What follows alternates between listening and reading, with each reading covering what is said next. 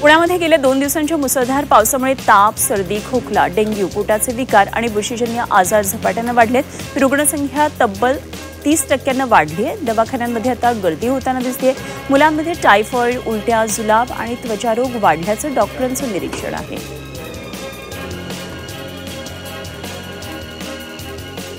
नवरात्रोत्सवात उपवासामुळे फळांना मागणी असताना पावसामुळे खरेदीदार बाजारात आले नाहीत। त्यामुळे गुलटेकडी मार्केट यार्डमध्ये फळ बाजारात कलिंगड, खरबूज, लिंबू, संत्रा आणि मोसंबीच्या दरात जवळपास 10 ते 20% घसरण झाली।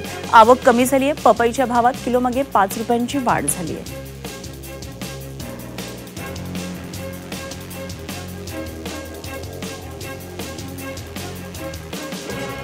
पुणे आणि नागपूर मेट्रोच्या सायबर सुरक्षेसाठी महामेट्रोनं IIT कानपूरच्या C3 IHU सोबत सामंजस्य करार केलेला आहे। वाढत्या सायबर धोक्यांपासून संरक्षण मिळावं यासाठी भागीदारी करण्यात आली।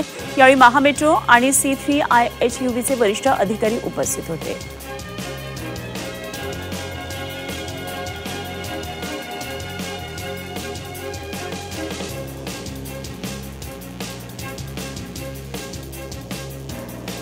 पुणे सातारा महामार्गावर 3 कारचा अपघात झाला। नसरापूर चेलाडी उड्डाणपुलाजवळ खड्डा समोर आल्यानं कारनं अचानक ब्रेक मारला। मागून येणाऱ्या आणखी 2 कार एकमेकांना त्यामुळे धडकल्या।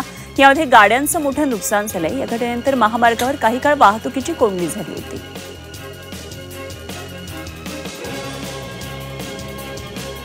पुण्यातील उच्चभ्रू खराडी परिसरामध्ये मसाज पार्लरच्या नावाखाली देहविक्री व्यवसाय होत असल्याचं उघड झालं।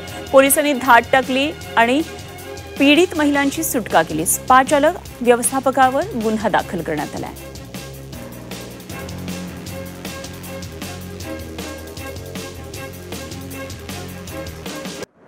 नाशिक जिल्ह्यातल्या 105 पैकी 98 महसूल मंडळामध्ये 65 मिलीमीटरपेक्षा अधिक पाऊस झालाय। तर हा पाऊस पिकांना पूर्णपणे नुकसान करणार असल्याची माहिती कृषी अधीक्षकांनी दिली। त्यामुळे खरीप हंगाम धोक्यात आलाय आणि जिल्ह्यातल्या 18 धरणांमधून विसर्ग करण्यात येतोय। पिकाचे पंचनामे सुरू करण्यात आले। नाशिक जिल्ह्यात महिनाभरात झालेल्या पावसामुळे 2,47,019 हेक्टर क्षेत्रातली पिकं ही उद्ध्वस्त झालेली आहेत। तर यामध्ये सुमारे 1.5 लाख हेक्टर क्षेत्रावरचा मका पीक भुईसपाट झालेला आहे। सोयाबीन, द्राक्ष, कांदा, डाळिंब, कापूस, भात, सीताफळ, ऊस यासारख्या पिकांना मोठा फटका बसलाय। गंगापूरमधून 20 जूनपासून विसर्गाला सुरुवात करण्यात आली होती। रविवारी 10,988 क्युसेक्सपर्यंत विसर्ग वाढवण्यात आला। यंदाच्या हंगामातला हा उच्चांकी विसर्ग ठरला।